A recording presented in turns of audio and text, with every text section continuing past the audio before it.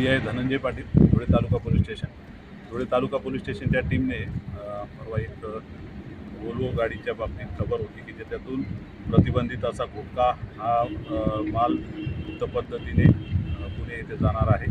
त्याप्रमाणे आर्वी पोलीस चौकी येथे नाकाबंदी लावण्यात आली. त्या नाकाबंदीत सदरचे वाहन जे आहे वोल्वो बस ती थांबवली, ती तपासणी केली तिची. त्या तपासणीमध्ये आम्हाला मोठ्या प्रमाणावर गुटख्याचा माल मिळाला. त्याच्यात रजनीगंधा RMD असा महागडा गुटख्याचा माल मिळून आलेला आहे. एकूण 8,18,000 रुपयाचा मुद्देमाल आहे हा.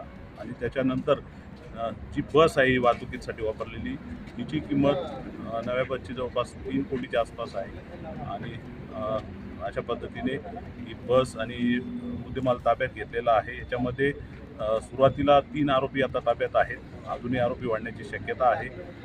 तर या गुन्ह्याचा तपास चालू आहे.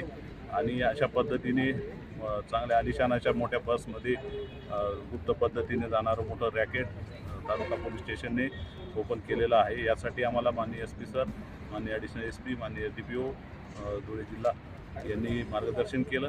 आणि आमच्या आर्वी बीटच्या टीमने आणि DB पथकाने अतिशय चांगली कामगिरी बजावलेली आहे. आणि हा मोठ्या प्रमाणावर गुटख्याचं पॅकेट ओपन केलेलं आहे.